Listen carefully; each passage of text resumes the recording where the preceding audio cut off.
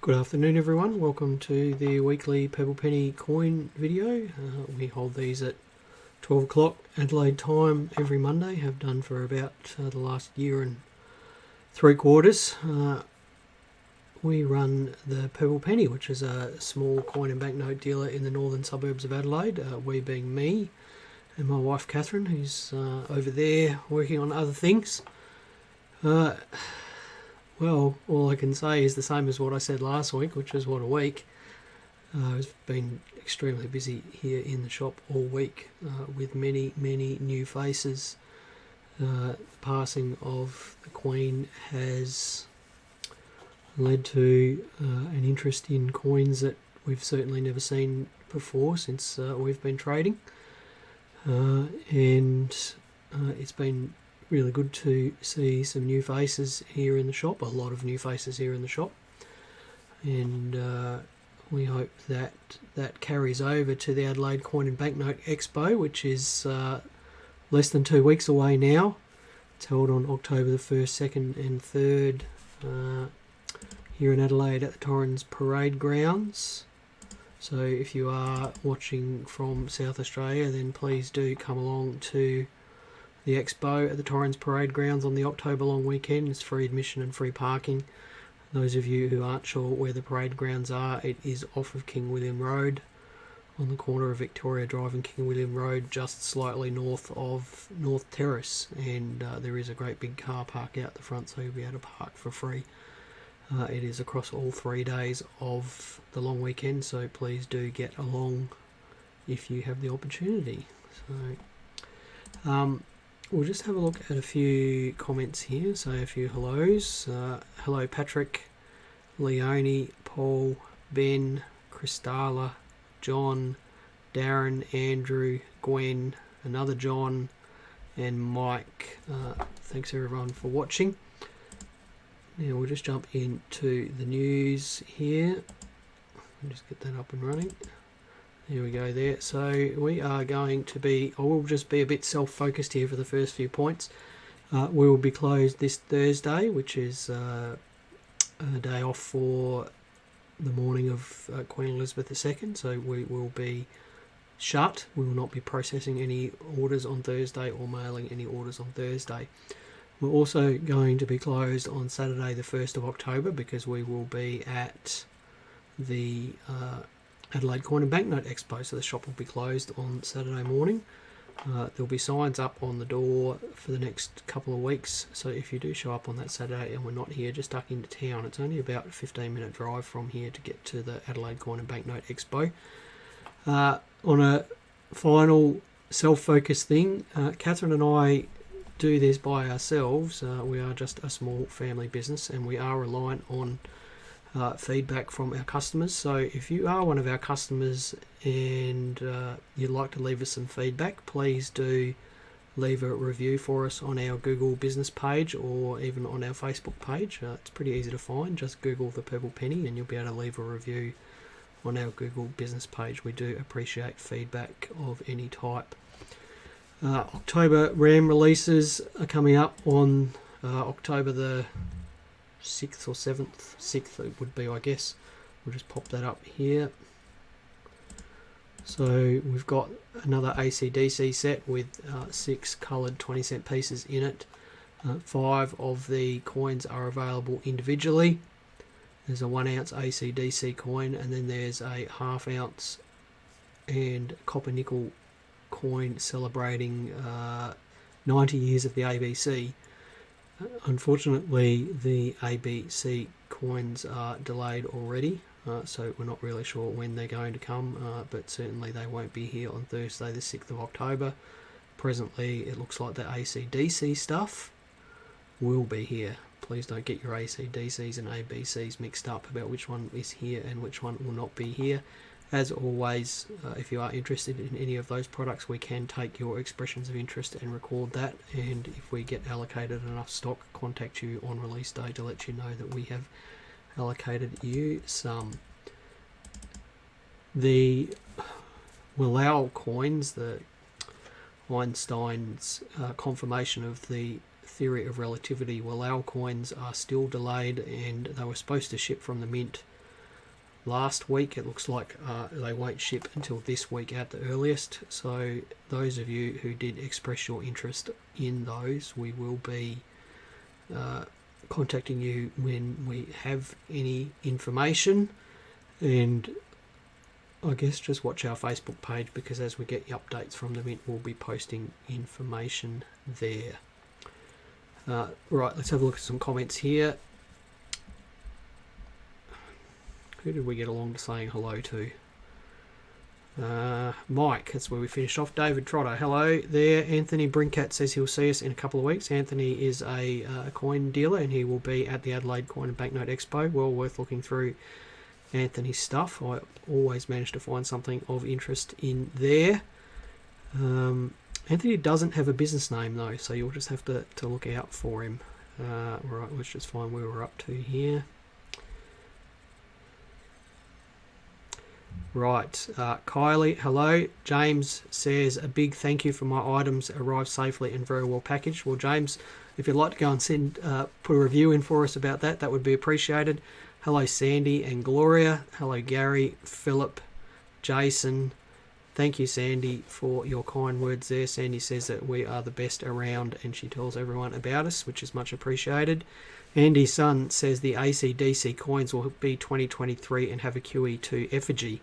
There'll be a mix of 2022 and 2023 coins, Andy, and yes, they will have the QE2 effigy. They are already made. They would have been made long before the Queen passed away. And Andy is saying, does this mean whoever just bought the rabbits at $50 each is losing big money? I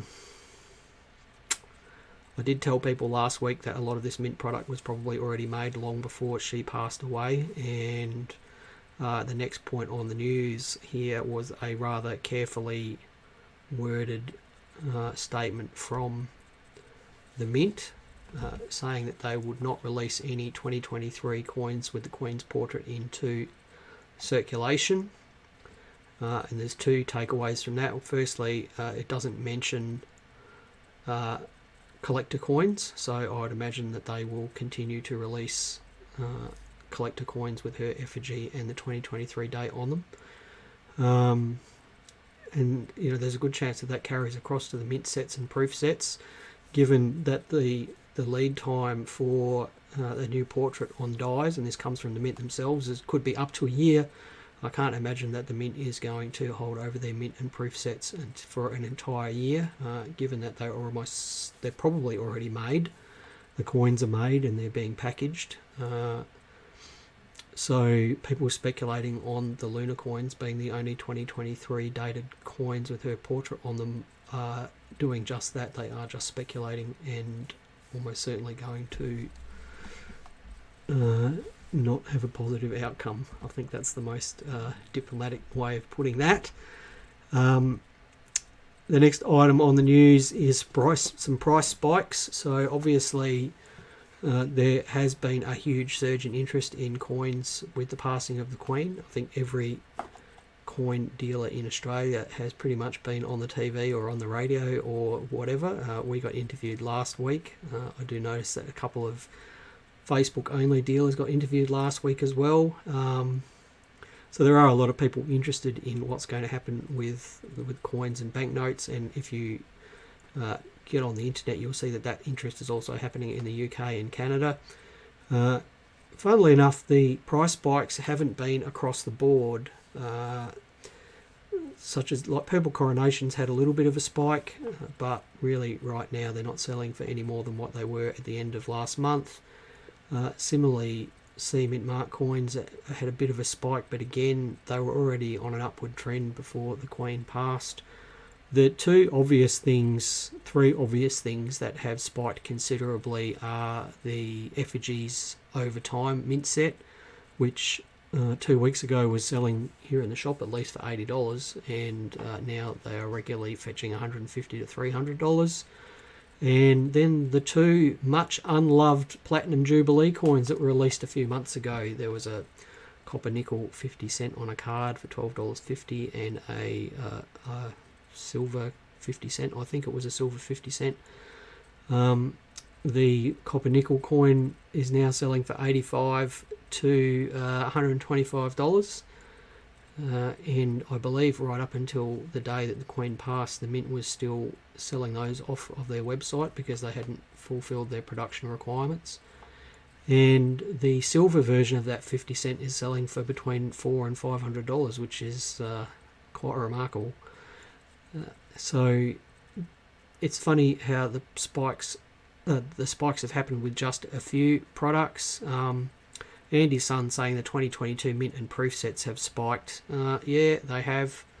And certainly the Mint has announced that they're not making any more at the moment because their production is full. But as I've already said, I don't think that they will be the last Proof and Mint sets with her portrait on them. But I guess time will tell. I've been wrong about lots of other things. There's all sorts of opportunities to be wrong about this as well. I do like being wrong about things. Last news item for the week is the Socceroo $2, which was released through Woolworths with very little fanfare last week. It was available in change last week from Woolworths. Now, you would remember that the other Woolworths coins up until this point have always been released in some sort of folder. I'm not sure what the reason was for releasing the coins directly in the till. The conspiracy, I don't have my tinfoil hat here, the conspiracy theorist in me thinks that perhaps it's because the Mint wasn't able to supply packaging for them and Woolies just went ahead and released them anyway. Certainly, anecdotally, a lot of the delays in Mint product over the last year or two has been because of packaging problems, so I just wonder if the Socceroo coin was not sold in packaging for the same reason. I do know that they are a little bit difficult to get. We've only managed to get a couple. They weren't made available to us through the Mint. Catherine has had to go to the supermarket and get them like everyone else, and I do understand they're a little bit difficult to get. And of course all the usual shenanigans about some Woolies allowing them out, some Woolies selling bags and so on, it's all going on, and it happens every time. So if you are going to be into coin collecting for the long haul, do expect this every time a release comes out through Woolworths. Now, I just wanted to share an error coin that I saw with you this week. Thank you to the owner of this coin who allowed me to share these images with you. Hopefully the owner of this coin is going to bring it in here so we can take some better pictures of it. It is a $2 coin with a stupendous obverse strike through. So I'm only going to show you the obverse of this coin. Those of you who are interested in errors, it's always important to look at both sides of an error coin. The reason being that coins with huge dings on them are it's very hard to not produce a witness mark on the other side of the coin. So one of the first things that you do when you look at a coin like this, which I guess to the uneducated eye might look like damage at first, is to look at the other side. If the other side of the coin is damaged, then it probably is damaged. But in the case of this coin, the other side of the coin is perfectly normal. And there are a few indicators on the coin itself that suggest that this coin has been struck through a large piece of scrap.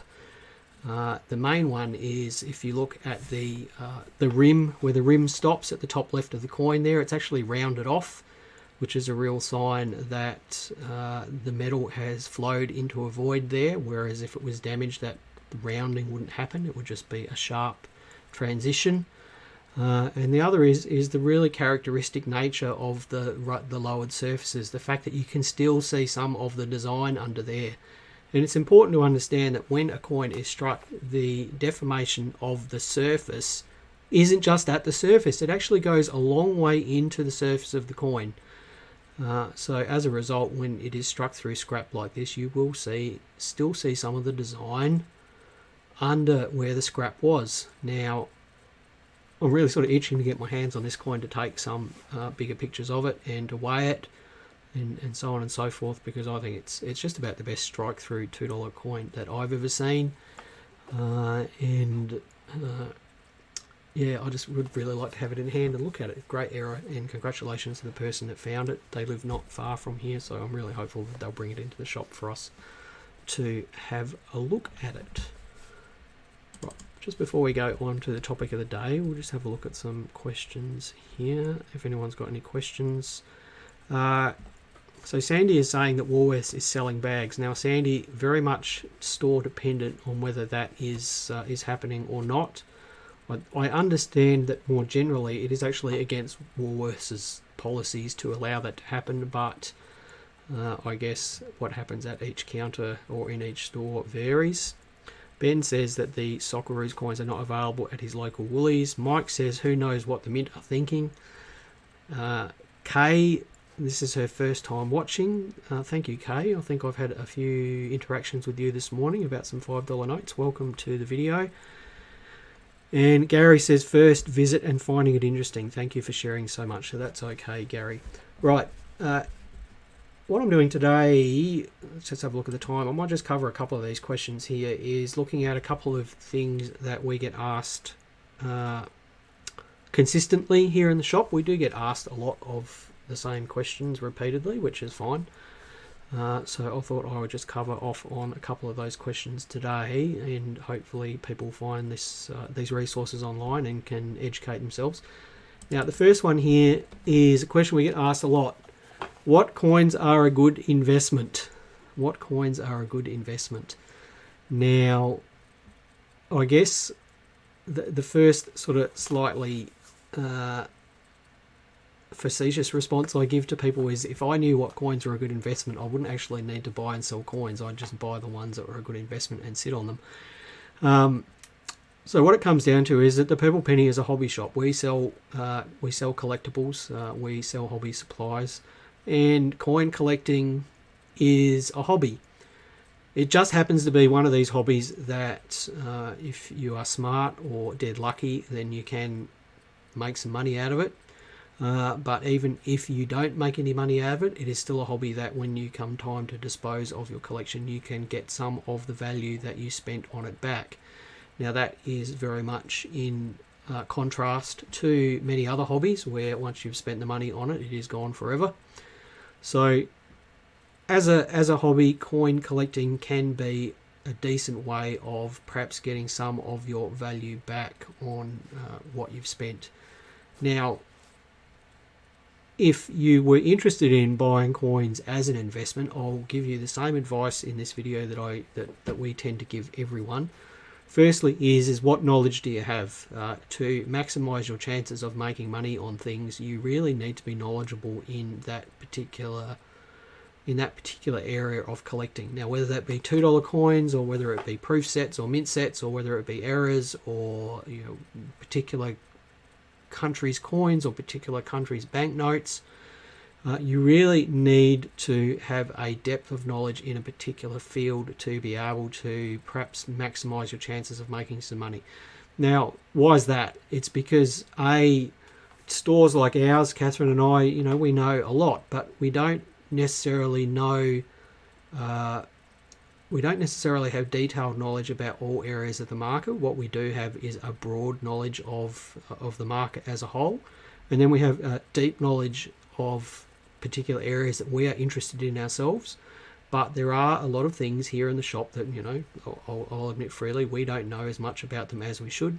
And if someone was to come in here and perhaps have a deep knowledge in that particular area, they may well be bargains in our cabinets or on our website. And similarly, if you go to coin shows or markets or whatever it happens to be, that sort of deep knowledge can be leveraged to perhaps make yourself some money. More generally, I'd be looking at the mintages of items and how that compares to the demand on those particular items. So, for example, C Mint Mark $2 coins, the mintages of those range between 20 and 60,000. Now, in my mind, none of those mintages is low. None of them is rare. There is no $2 coin in a C Mint Mark card that you can't just jump onto eBay right now and buy. Now, compare that to British metal collecting. We have a good friend of ours who's a collector of British metals. For him, a low mintage is 5. And that's not 5,000, that's 5. So you can't just compare mintages without looking at demand. So, for example, our friend who collects medals, 5 sounds like a low mintage, but there might only be 4 people in the world that want that particular medal. So the mintage is actually comparatively quite high. Compare that to perhaps a red poppy C mint mark, and the mintage is, I don't know off the top of my head what it is, 20, 30,000, whatever it happens to be. But there are always people who want the things. So as such, the price is perhaps higher than it seems that it should be. Now, there's just a few comments going on here that I will address. Michael was saying, how about a PCGS MS65 Wavy 2 top pop, paying one off? So, Michael, I don't think MS65 is the top pop. I think it's MS66 because I know someone that's got an MS66. I think buying quality varieties and high-grade varieties and high-grade pre-decimals is a reasonable thing to do as long as you don't overpay. That would be my one caution, is just don't overpay. David Trotter says, people often seem to post phrases such as, should I buy this coin? Is this a good investment? Anyone asking them that should ask themselves why they are collecting or investing. Personally, I never buy something that I haven't done my research on. David, it's a extremely common question that we get asked, and it was almost certainly triggered by hype in the media and so on. And I guess it's the reason why we do have financial advisors, and a lot of people don't manage their own money. Our stock answer to that is just buy what you love. If the topic interests you and you like what you're buying, then buy it, and then you're going to get value from it on the enjoyment side of things rather than off the financial side of things. We have seen too many people lost to coin collecting because they expect to make a financial return and they don't, and you need to remind yourself that it is a hobby and to be enjoyed. There are other ways to make money, and coins aren't necessarily a great way of doing so. Michael says, yes, you're right there. There's an MS65 Plus Wavy and an MS66 recorded. And Sandy is, speaking of the hype in the media, they are still commenting on HH. Well, that was the question that I was going to address next, Sandy. We'll go on to that next. Right. Next thing to look at is denomination. So again, denomination is really affects demand. There are any number of dollar coins that have ridiculously low mintages, and a good example of that is the baby dollar coins from 2016 and 2017. There was one released for each letter of the alphabet, and they're colorized coins, and the mintages of those are tiny, 3,000, 1,500, less than 1,000, absolutely tiny, and tiny to the point where here in the shop, and we handle lots and lots of coins, that we've only seen them half a dozen times in 3.5 years. That's how tiny they are. We very rarely ever see them. But that being said, they sell for less than $100 each. Now compare that to here we go. Compare it to this guy here. It's a War Heroes Red Poppy dollar from 2015. Mintage of that is 15,000. It's probably the 20th or 30th one we've had in 3 years. That coin sells for $800 or $900, but the dollar coin, the baby dollar coins, you can't get $100 for them. So the denomination does have a big effect on it. Now, I'll give it to you. This is $1, but why has that reached a higher price? And I think it's simply because of that red poppy on it. It has been dragged up by the red poppy hype from the $2. Look at where the current market heat is. So what does that mean? It means that should you jump on the hot products now? Now, I don't necessarily think that that's the best way of doing things because often by the time we jump on the current market good thing, the movement in the price is gone. So you should be thinking bigger than that. Think about where the market is going next.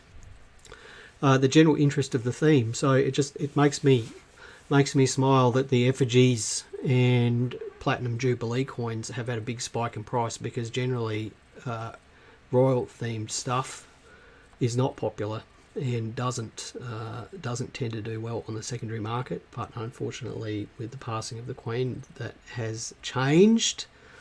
And the last one there is the premium on precious metals. So over time the returns on silver coins from Perth Mint and the Royal Australian Mint has tended to be poor because they are sold at a big premium over the silver content.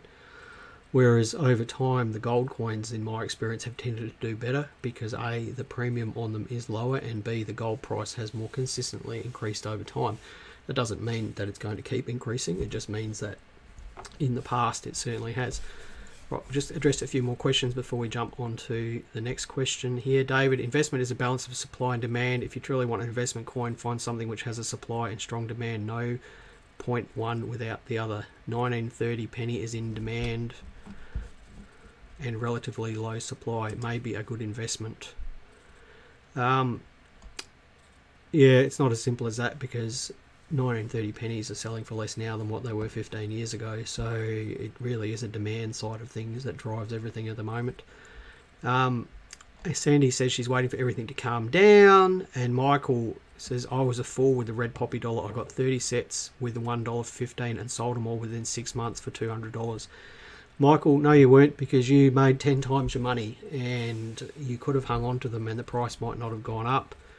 I always say to people here, when they say to me, if only I'd kept something because it's worth money now, my answer to that is just think about all the other garbage that you would have kept as well that is worth nothing. If you've managed to buy something and sell it and made 10 times your money, then you have done well, and you just move on to the next thing. I think we might just wrap it up there before we cover the other questions. I'll cover them next week. So just as an aside for next week, we'll be talking about the HH2 dollar, the 1971 Great Britain Newpence, the 1943 US cent, which is a particular favourite of mine. And if anyone else has got any sort of commonly asked questions they'd like me to address next week, please send me a message. Now, I will just say a bit of an apology. I was going to talk about fake bullseyes errors this week, but unfortunately, due to circumstances out of my control, I am not able to do that. I will get onto it in December, I hope. Oh, here we go. Hang on. Up here. Up. Hello, everyone. This is Pia. There's Pia. Pia's a guide dog in training, and she is on holidays today because her trainer is having a day off. So she's spending the day with us. So say hello to Pia, everyone. I'm not sure that she's been on the video or our social media before, but she's a beautiful dog. We've had lots and lots of dogs, but there's something particularly special about this one. She's quite beautiful and very friendly. All right, so say hello, Pia. All right. Thank you, everyone, for watching. Please take care. Thank you, Pia, for joining in today. And happy collecting. Do remember to be happy when you're collecting and enjoy your collecting and collect what you enjoy. Don't get wrapped up in the money side of things. We'll see you next week. Bye for now.